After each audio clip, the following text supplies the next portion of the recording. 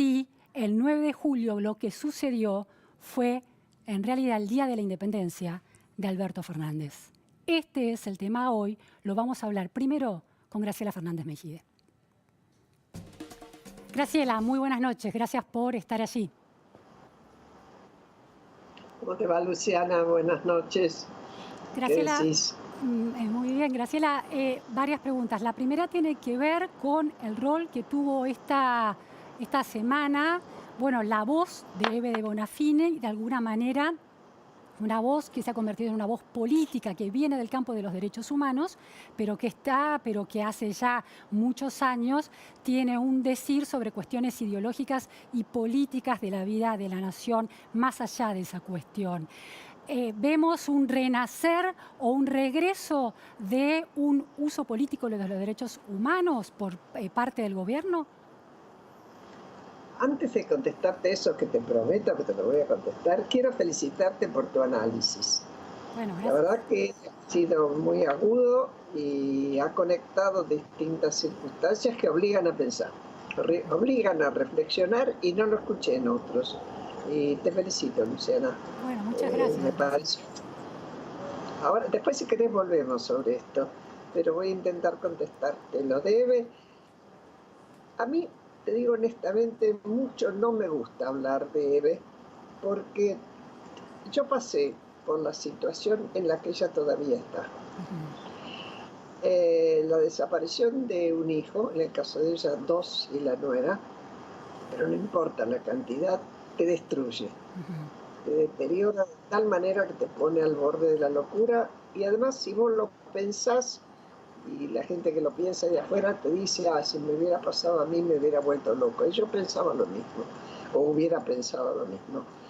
Y en algún momento sí te volvés loco porque perdés sentido de la realidad y la dimensión del tiempo y del espacio.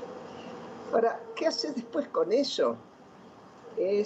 Ya tiene que ver con los recursos internos que vos tengas, tu propia historia de vida y la fuerza que pongas en discernir si vas a quedarte aferrada a esa bronca o vas a pensar que ese dolor tiene sentido, si tiene algún sentido, si lo tuviera, sería para mejorar las cosas. Ahora, es decir, Graciela, entonces te hago esta propuesta, dejar de centrar el análisis en términos de los derechos humanos y la experiencia dolorosa que hay detrás de esos posicionamientos y plantearlo de otra manera, si hay de alguna manera voces dentro de la coalición del oficialismo que extreman o que traducen de una manera mucho más extrema los cuestionamientos que la vicepresidenta le hace al presidente. Yo creo que eso es lo que yo no puedo perdonar, me da mucha bronca, y es que utilicen el dolor de una madre grande ya. Yo tengo 89 años, sospecho que debe tener lo mismo, año más, año menos, toda la carga de dolor y de no elaboración del tema, y le dan cuerda cuando lo necesitan. Y ahora voy, si querés, a tu análisis. Porque parte de esa intervención que hace el kirchnerismo cada tanto tiene que ver con las formas que tiene de apropiarse de situaciones, entre otras, por ejemplo, del tema de derechos humanos como una instrumentalización. Y de hecho, instrumentaliza a alguna gente, es el caso de él. No diría lo mismo de un Elía. Un Elía no lo instrumenta nadie, él va por las suyas, ¿no? Lo mismo debido, pero con Ebe yo creo que sí. En el caso que vos planteabas, me parece muy bien planteado en este sentido. Está claro que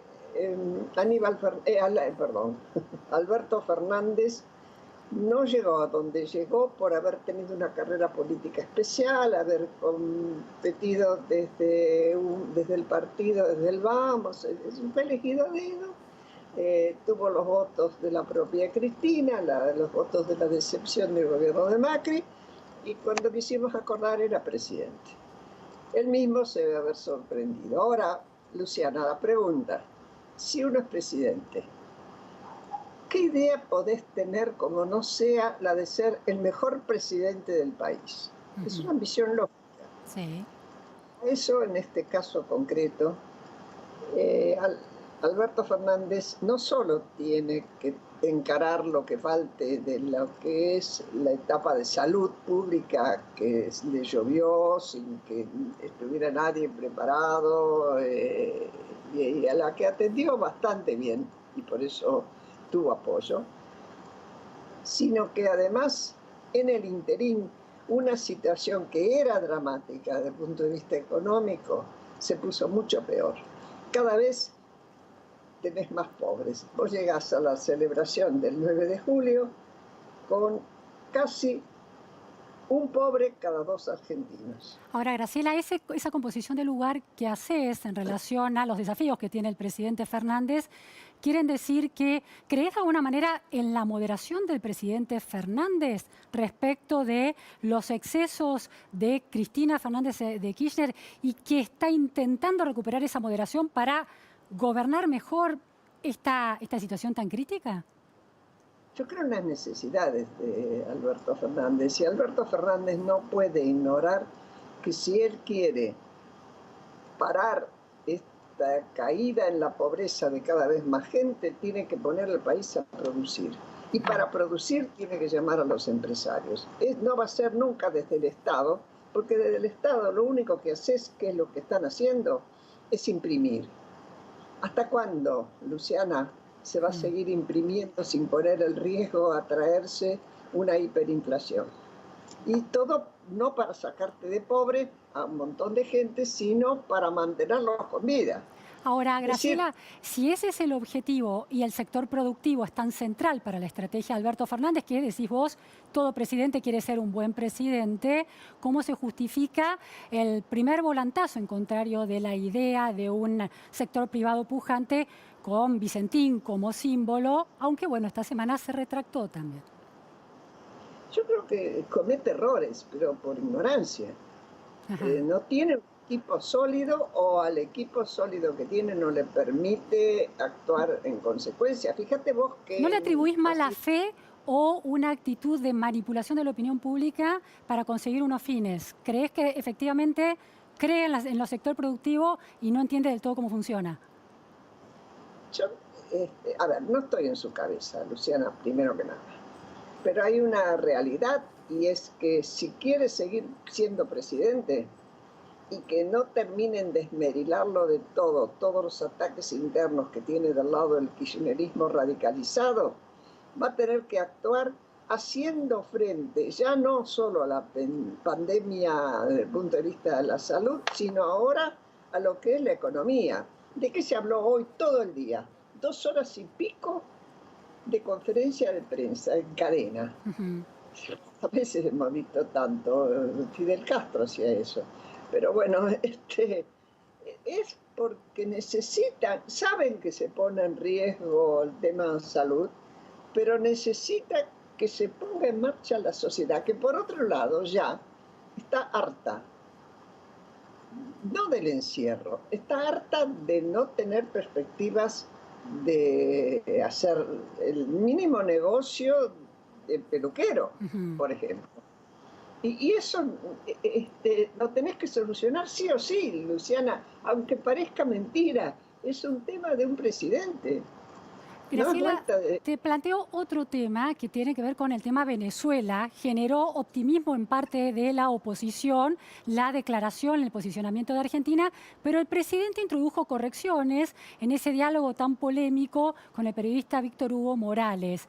Esas precisiones se centraron en la no injerencia en los asuntos de Venezuela, en el reconocimiento del actual gobierno y en el reconocimiento del proceso electoral iniciado. ¿Cómo ves vos ese posicionamiento? ¿Lo considerás antidemocrático? No, no, espera. Primero, el reconocimiento del actual gobierno siempre lo hizo la Argentina, y sobre todo los kirchneristas.